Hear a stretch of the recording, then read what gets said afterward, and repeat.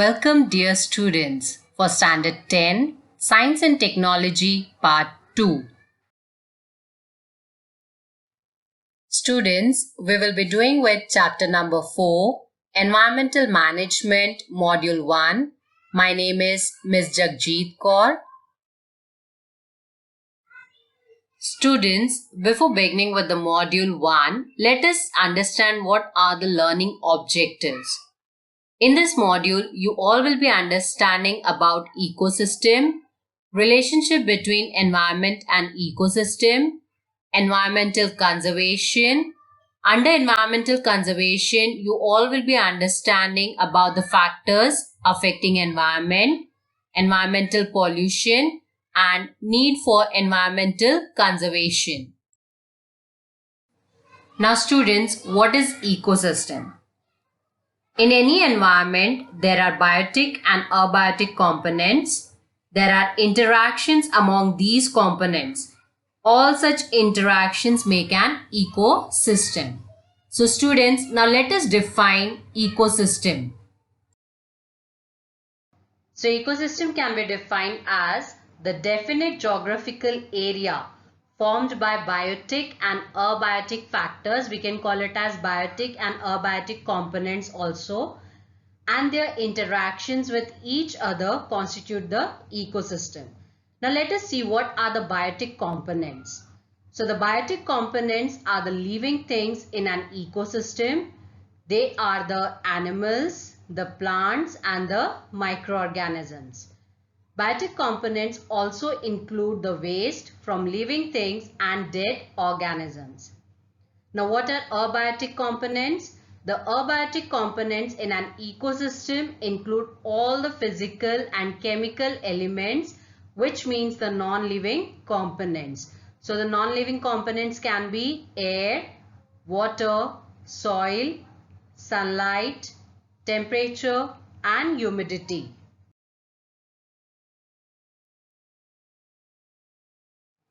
Each and every factor plays a very important role in the ecosystem. Like producers like plants are important.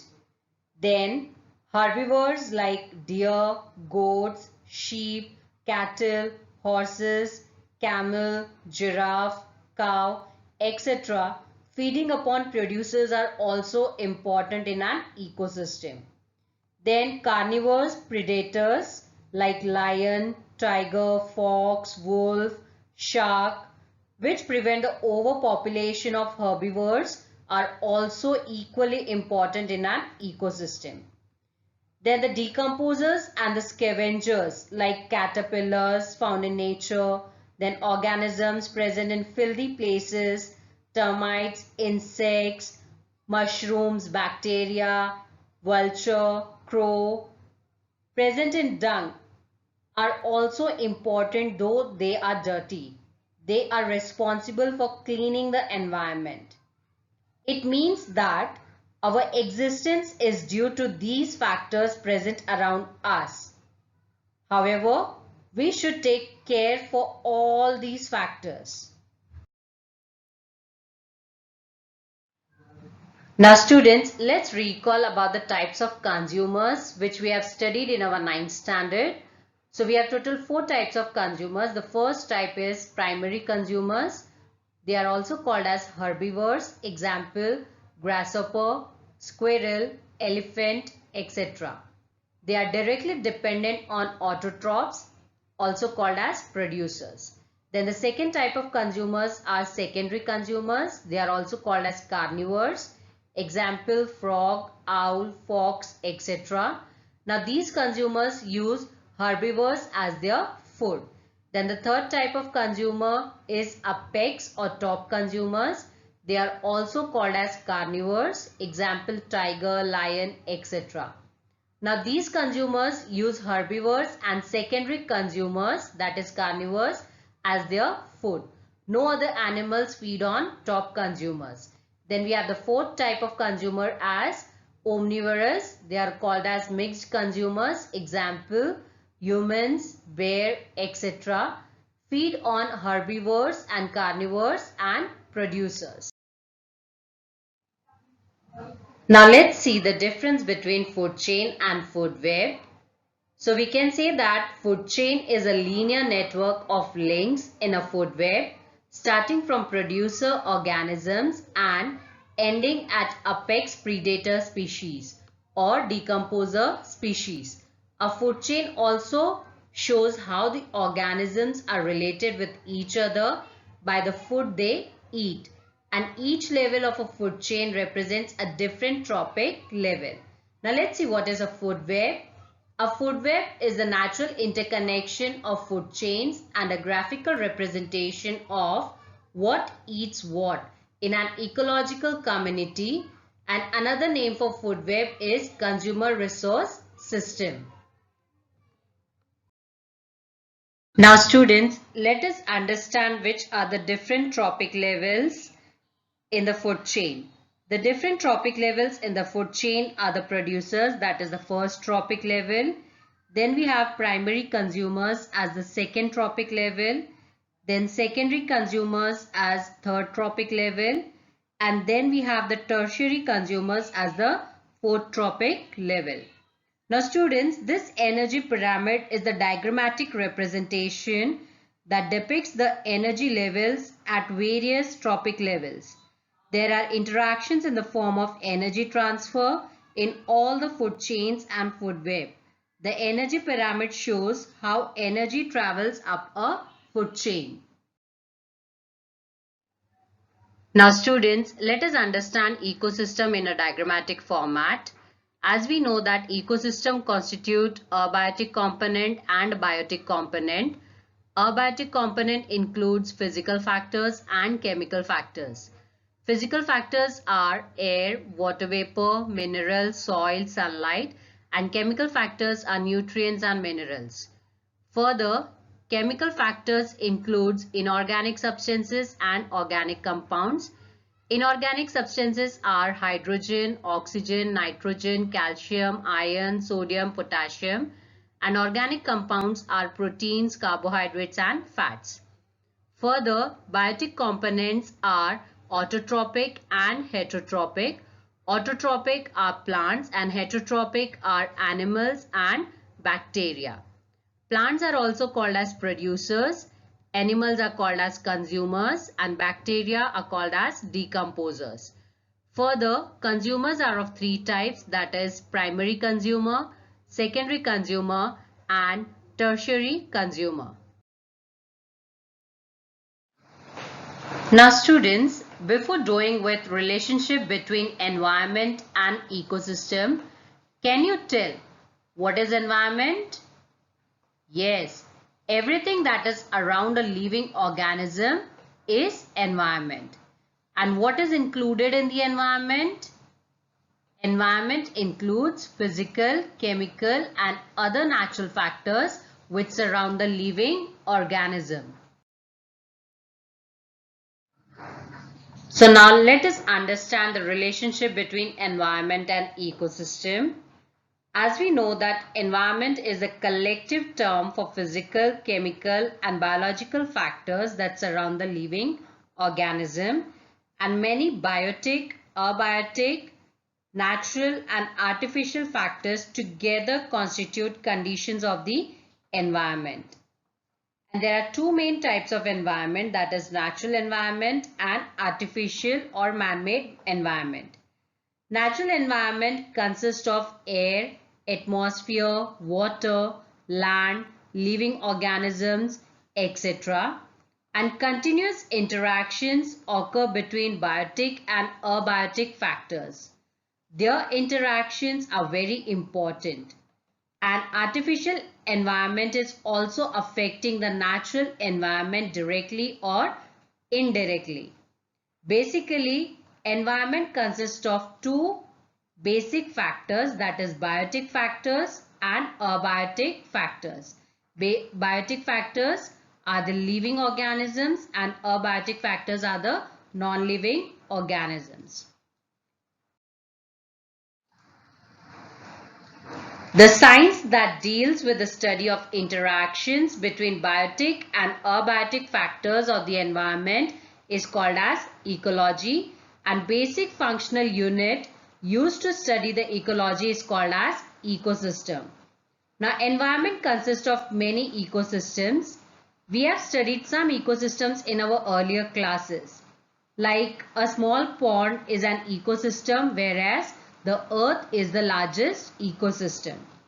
So we can say that biotic and abiotic factors occupying a definite geographical area and their interactions collectively constitute the ecosystem.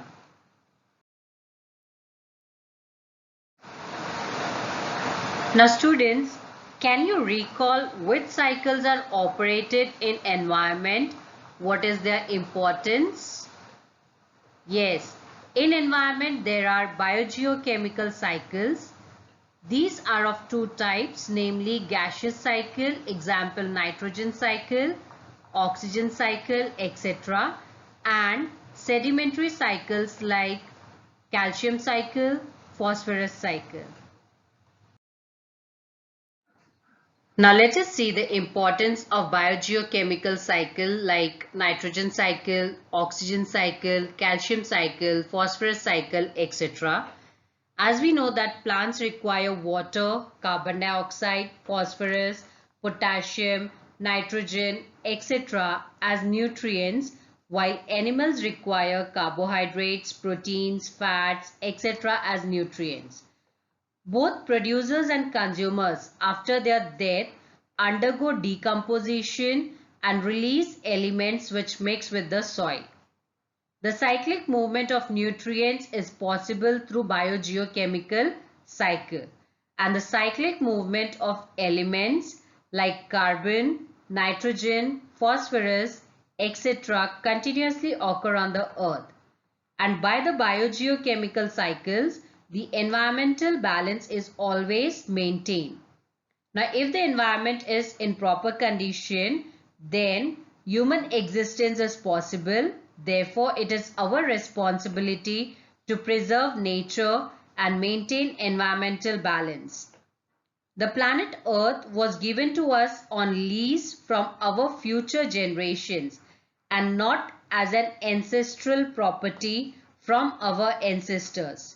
Therefore, we must conserve it for ourselves and for future generations.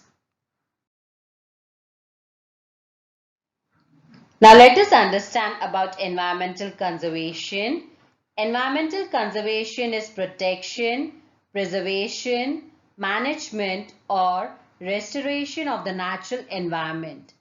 It is necessary to conserve our environment because any imbalance in the environment directly affects the existence of the biotic factors.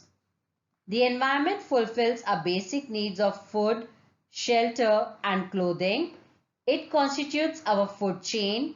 Thus, conserving it is necessary for sustenance of life. However, population explosion has led to overconsumption of the natural resources.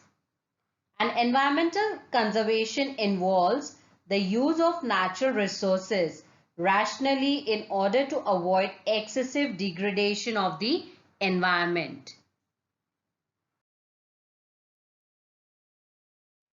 Now let us see the factors affecting environment.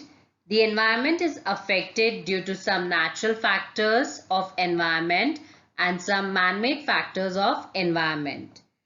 The natural factors such as earthquakes, flood, drought, cyclone, storm, volcanic eruption, landslides, etc.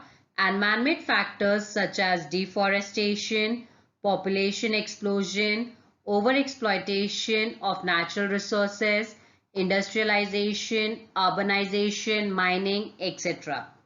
Such factors create imbalance in the environment, which in turn affect the existence of the animal and the plant life of a particular region. Earth is suffering from many environmental problems caused due to the effect of various natural and man-made factors. Now students, as we know that the environment is affected due to some natural factors of environment and some man-made factors such as pollution. Pollution brings about environmental degradation. It is largely due to natural or man-made causes. Pollution contaminates and makes the unnecessary and unacceptable changes in the surrounding environment.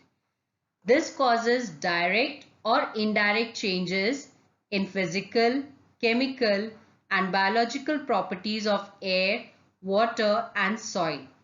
These changes are usually harmful for all the living beings, including human.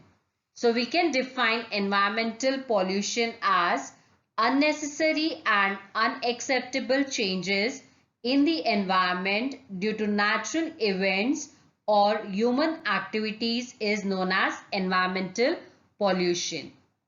There is one more definition for environmental pollution. So environmental pollution can be defined as direct or indirect changes in physical, chemical, and biological properties of air, water, and soil that are harmful to humans and other living beings is called as environmental pollution. Now students, let us see the reasons for environmental pollution. Now various reasons like population explosion, fast industrialization, and indiscriminate use of natural resources, deforestation, and unplanned urbanization are responsible for environmental pollution. Now pollution is a broad concept. So pollution of air, water, noise, soil, thermal, light, etc. are different types of pollution that cause adverse effects. It ultimately affects existence of all the living organisms on the earth. Thus, it is our responsibility to curtail polluting substances and aim at environmental conservation. So we can say that environmental conservation has become the need of hour. Now students, do you know about radioactive pollution? Radioactive pollution is the presence of radioactive substances in the environment. The causes of radioactive pollution are natural and artificial. Natural radiations include UV and IR. Now what is UV? UV stands for ultraviolet radiation. Now ultraviolet radiation is a form of electromagnetic radiation with wavelength from 10 nanometer to 400 nanometer, shorter than that of visible light but longer than X-rays. Now what is IR? IR is infrared radiation, sometimes referred to simply as infrared, is a region of the electromagnetic radiation spectrum where wavelengths range from about 700 nanometers to 1 millimeter. Infrared waves are longer than those of visible light but shorter than those of radio waves. Now, artificial radiation includes X-rays and radiations from atomic energy plants. Now, what are X-rays? X-rays are a very energetic form of electromagnetic radiation that can be used to take images of the human body. X-rays are a type of electromagnetic radiation, probably most well known for their ability to see through a person's skin and reveal images of the bones beneath it. The Chernobyl, Windscale, and 3 Miles Island incidents are the major incidents of radioactive pollution of the world. Now, radioactive pollution may result in cancerous ulceration due to exposure to high radiations of X-rays, destruction of tissues of the body, changes in genetic constitution, adverse effects on vision, etc.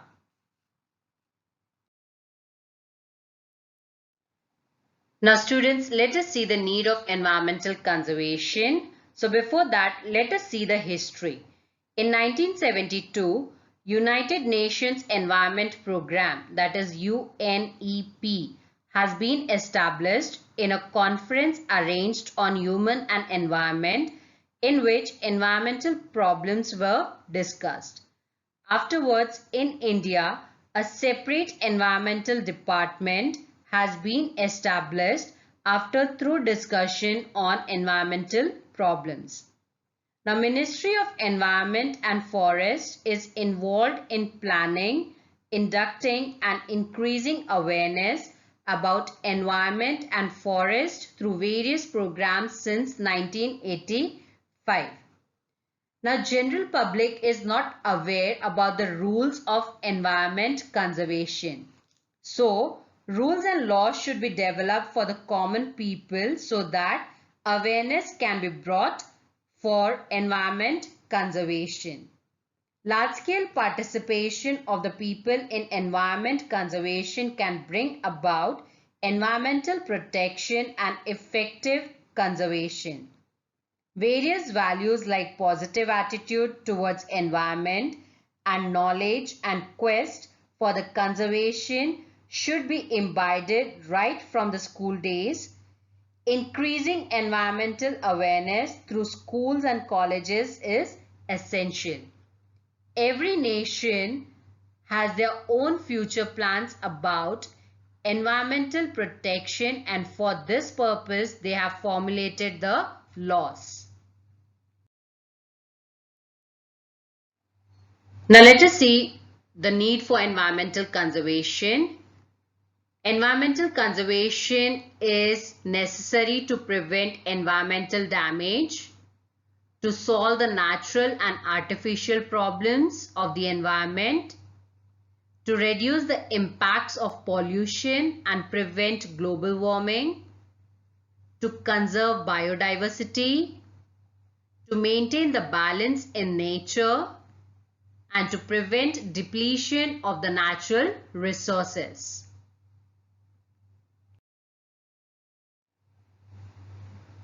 Now let's summarize what we have learnt in this module. The ecosystem is formed by the biotic and abiotic factors and their interactions with each other. Biotic factors are the living organisms including plants, animals and microbes. And abiotic factors are the non-living organisms or non-living components like air, water, soil, etc. Physical, chemical and biological factors affecting living organisms in any possible way are collectively called as environment. And we also studied that the science that deals with the study of interaction between biotic and abiotic factors of the environment is called as ecology. Basic functional unit used to study the ecology is called as ecosystem. Environmental balance is also maintained due to various food chains of ecosystem. Environmental conservation has become the need of hour for mankind. Unnecessary and unacceptable change in the surrounding environment due to natural events or human activities is called as environmental pollution. Ultimate adverse effects of pollutions is on the existence of all the living organisms, and therefore environmental conservation has become the need of an hour. So students, this was the end of module 1. So this is an assignment for you all. The first question is, write short note on environmental conservation. Second question, write the factors affecting environment. Third question, why does the human beings have important place in environment? And fourth question, reorganize the following food chain. Describe the ecosystem to which it belongs. That is grasshopper, snake, paddy field, eagle, frog.